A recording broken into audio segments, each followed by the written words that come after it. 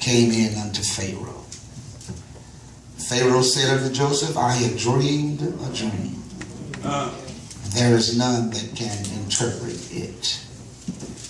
And I have heard say of thee that thou canst understand the dream to interpret it. Joseph answered Pharaoh, said, it is not in me. God shall give Pharaoh an answer of peace. The word of God for the people of God.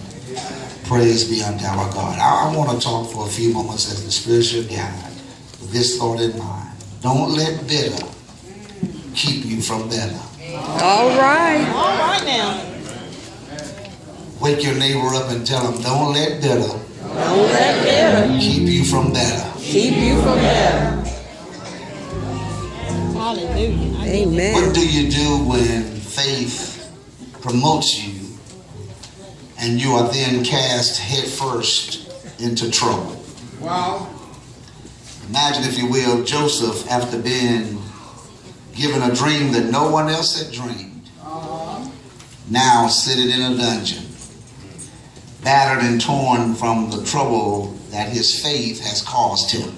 Well, years have come and gone as Joseph now lives in the monotonous regularity of prison, in this sad, inhumane dungeon of existence, having long since been forgotten by so many people. Joseph has been forgotten by the cupbearer, who promised to him in his freedom that he would never forget Joseph. He has been forgotten by the evil woman who had lied to protect her own evil plot to seduce Joseph. Potiphar, who owed him so much, paid him back with a life of suffering. And like the cupbearer, Potiphar promised, I'll remember you. To only when he was set free, forgot all about Joseph. I wish I had some Bible readers in here. A natural father, while not forgetting him, long since has resigned to the reality that his son is dead and probably buried somewhere. Joseph, it seems, has been forgotten by everybody. But not really, because Joseph has not been forgotten by God. All right now. God, who keeps his promises and works at the pleasures of his own will, has determined that on that day, the one who has been forgotten is now going to be the one who is highly favored. God begins to make his move.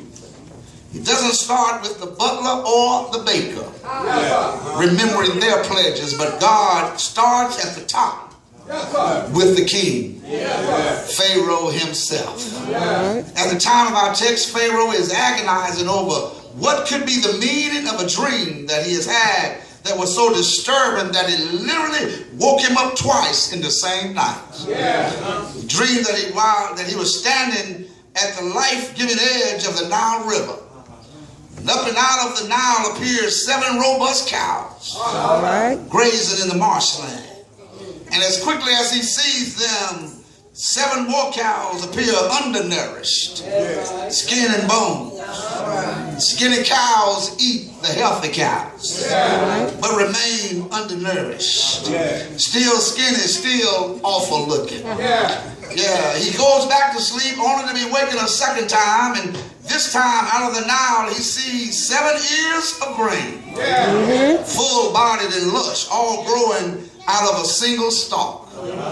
Just as quickly as he sees 7 ears of grain thin and dried out, 7 ears that are thin and dried out swallow up 7 ears that are full-bodied and lush. Pharaoh is now clueless as to what this all means. He is, however, wise enough to know that there must be some kind of significance to his dreams. So the next morning he calls for all of his magicians and all of his wise men to Egypt. Gather goodwill this afternoon. I want you to know that I'm about to get to where I want you to notice, but after a time of plundering the magicians and the wise men of Egypt concluded they have no idea what his dreams mean. Yeah. Not so far off in the distance, listening and looking, was Pharaoh's butler. All right. Who had done some time with Joseph. Yeah. Remember that while he was locked up with Joseph, Joseph had interpreted his dream. Yeah. And the dream worked out just that it had been interpreted. He gets up the courage to tell Pharaoh about Joseph, who has interpreted a dream of his while in jail with him in meticulous spiritual accuracy. Yeah. And the king summons Joseph to be brought immediately to the palace. Joseph, going about his prison chores, hears his name called. Yeah. Joseph, quickly, go take a shower. Go shave, put on some clean clothes. Because you're going to see the king. All right. Joseph no doubt thought, what does the king want with me? This cannot be good.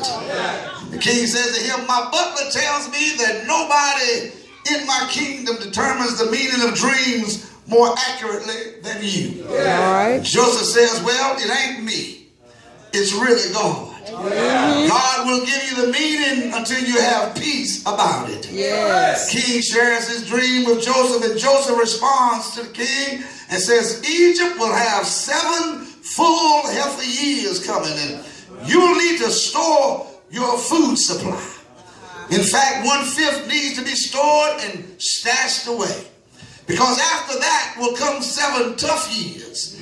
And you will need to feed the nation off the grain that you've stored in the full years. Y'all ain't praying with me. Oh, yeah. You need to identify somebody, king, who can manage the collection. Yeah. Identify somebody who can manage the distribution. And while you're at it, appoint some commissioners that's going to ensure that everybody you tell them to do, everything you tell them to do, is done with fidelity, done with faithfulness, order, and precision. Yeah. Pharaoh, who does not worship the God that Joseph worshiped, says to him, I can't think of anyone more qualified than the man who by God's power has interpreted the dreams for me in the first place. Now catch this. Joseph goes from shuffling about in a torn, tattered, and worn prison garments, unshaven, needing a bath, to only having to answer to Pharaoh. He goes from a trip from the pit to the palace. All right. Here's the lesson for all of us today. Everybody focuses on how to survive terrible conditions. But very few of us focus on how to be in shape when our conditionings change. Joseph survived because he never distanced himself from his intimate connectivity to God, as evidenced by how sharp and quick and accurate his discerning gift is. Notice Joseph didn't say, give me 2 weeks and I'll get back to you. After I go and rework my gift. No, but all the years that he was in prison, month after month, day after day, no matter how much negativity was surrounding his life, Joseph says, I was still working my gift, and I was still honoring my God, still lifting up my prayers, still lifting up my praise. Joseph says, because I knew sooner or later, it may not come now, but it will come in the distant future. But I know it was going to come one day, and I just believed that when I got my turn, I needed to be sharp on my gifts. I needed to have my relationship with God intact. I needed my intimacy to be of a certain nature so that when it was my turn to be called upon, I could step up to the plate and do what God has called me to do. I wish I had a witness in here. Come here, somebody. You can mess around all you want and let the negative stuff of your life mess you up until when God opens a door for you, you ain't ready to walk through that other door because you still got a bad attitude. You still bitter relative to what happened to you yesterday. We got folk walking around in the church right now around negative over stuff that has happened and they have already outlived 10, 15, still stuck, still stagnant, still stale, still in the same spot, and you almost want to walk up to them and ask them, why are you still talking about stuff that God has let you outlive? Yeah. Come on now. Yeah. I tell you why, it's because some stuff is hard to get rid of unless your connection to God is hooked up like it's supposed to. Yes, sir. Look at your neighbor and say, let go of it. Let go of it. Right now. Preach. That's the question that rises out of this thought. How ready are you for God to answer your prayer? Right. Y'all ain't saying nothing. Oh, yes. If God would answer your prayer today, how ready are you for God to answer it? How ready are you to walk through the open door? If God decides to open the locked door today, how effective is your attitude because of how long it has taken? Y'all ain't saying nothing. Oh, yeah. How rusty are your unused gifts? Yes. There's a strong lesson that rises from the page of this text. And it is the importance of being ready when God's timing calls for the change. His will is now unfolding.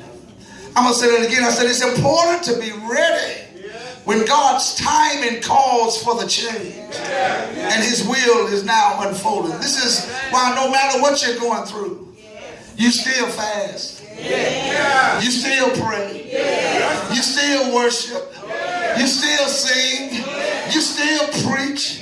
Even though nothing has changed, this is why you still practice spiritual disciplines. You still show up to church. It's been 2 years. It's been 4 years. It's been 5 years. But you keep coming and you have this kind of ethic that says, I don't know when it's going to change. I don't know if it's going to change. I don't know how it's going to change. But if God declares it's my time for it to change, I need to be ready when change calls my name. Hey! Yes, sir. Look at somebody and say, I need to be ready when he calls my name. That's what changed. I don't need to be walking around dragging no excess baggage. All right, man. I don't need connected to me a whole lot of multiplicity of additional dysfunctions. Right. In other words, I don't need a whole bunch of crazy folk connected to me. All right now. That's just that's what we talking. Don't get too deep, yo. Like, listen, make it plain. Just like I don't need no crazy folk connected to me. Right. Ain't no crazy. That's right. That's right. I don't need no folk to be around, folk around me talking about, you gonna try to, folk who are trying to talk you out of what God is opening up for you. I said, you don't need no folk around you who will talk you out of what God is trying to open up for you. Simply because they know what you're dealing with. I refuse to take to him my depression. I refuse to take to him a bad attitude because he may not come when I call, but this is my theology. He always shows up right on time. And when he shows up, I want to be found worthy. What God has for you, it is for you. Yes, Lord. Joseph says, I was doing my duty in confinement, and I heard my name.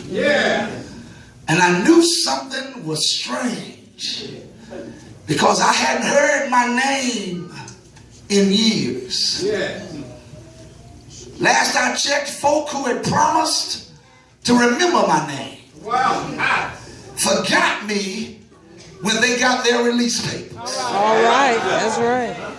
And Joseph says, when I heard them call my name, Yes. I didn't look for confirmation. And I refused to allow myself to talk me out of this opportunity, because if this was an open door sent from the hand of God, my job is not to question it. There you go. My job is to be obedient to it. So I tell you what I did. I didn't know what I was going to have to do. I didn't know what the man was going to say. All I know that I hadn't heard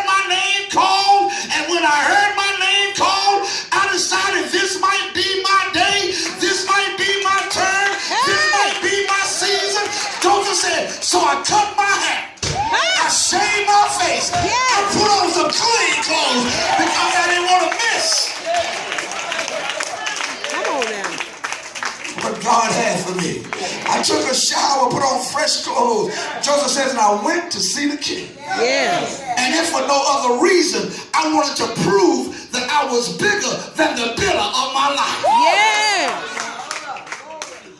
Wasn't going to let bitter or the bitter of my life make me miss this God-sent opportunity. I could not allow, Joseph says, bitter to get the best of me. If this was God and he had decided to bless me, then I wanted it. I need you to encourage that person beside you. Tell them you are bigger than bitterness. Here's the sign, and I'm almost done, that God had not forgotten him. I said, here's the sign that God had not forgotten him. The sign that God had not forgotten him while he was bustling about with his prison chores was that he heard his name. All he heard was his name. But the key to his name was recognition of his personhood. It said to him, somebody remembers who I am. Oh, yeah. I feel like running down K-Walk Road right here. Don't you let bitter freeze you, Goodwill. All right. I said, don't you let bitter freeze you. Yeah. You ought to make up in your mind, I won't let bitter block me. You can stay bitter, but I'm moving on. I'm determined to be happy. I'm determined to be holy. I'm determined to live anointed. I'm determined to fulfill my gifts. I'm determined to make full proof of my ministry. I'm determined to live life and have it more abundantly. And because I don't know what the future holds, I don't have room to carry any excess baggage. So I'm determined to let some stuff go. And said, I'm not carrying it no further than today. I let it go. Because God is better than bitter. And I won't let my bitter keep me from better. Shout yeah! Shout yeah! Shout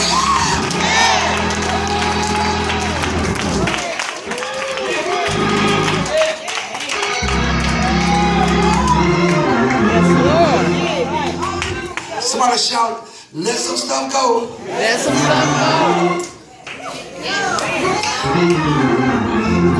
Finally, I won't deny God in my advantage because it was God who kept me in my disadvantage.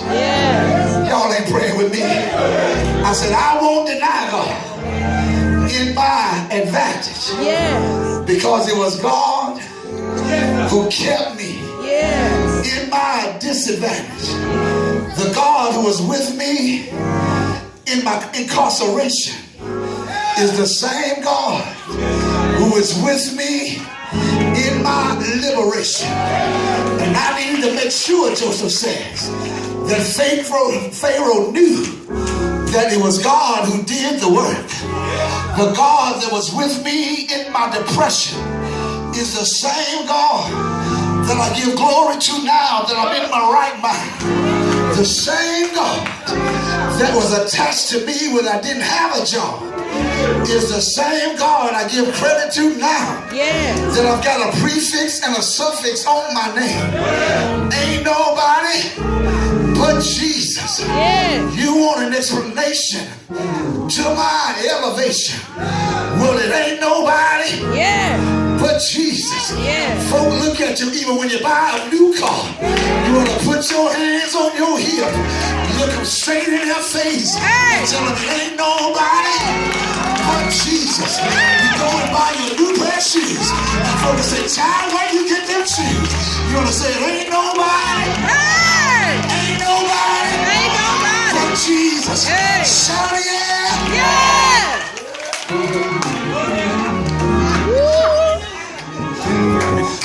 And it'll make you happy. And you'll start declaring this joy that I have. Yes. The world didn't give it, and the world can't take it away. I gotta close, but give God credit for everything. Yes. Because you as a believer have no permission as a Christian to be Christian and arrogant. Yeah. And I don't care who you are. All right now. I don't care how cute you are. Yeah. I don't care how smart you think you are. You ain't nothing without God. Y'all ain't gonna pray with me. They gotta beg you to speak to them. They gotta pay you to be blessed by you. Yeah. They don't deserve to be in your presence because you too blessed and you too anointed. All right now. The devil is a liar. Yes, he is. The higher you will carry your anointing, the more servanthood you ought to live your life out. And if you are that gifted, you are that popular, and if you are that talented, you ought to be helping more folk Yes, right. than anybody else. Yeah. Open a door for somebody. Yeah. Make a way for somebody. Yeah. Advantage somebody else. Yeah. Tap somebody else on their back. Yeah. Take a seat sometimes. Yeah. And don't always look for the front seat. Or don't always look for the high seat. Yeah. Because the only star in the church is Jesus. Yeah. Shout yeah. Yeah. Shout yeah.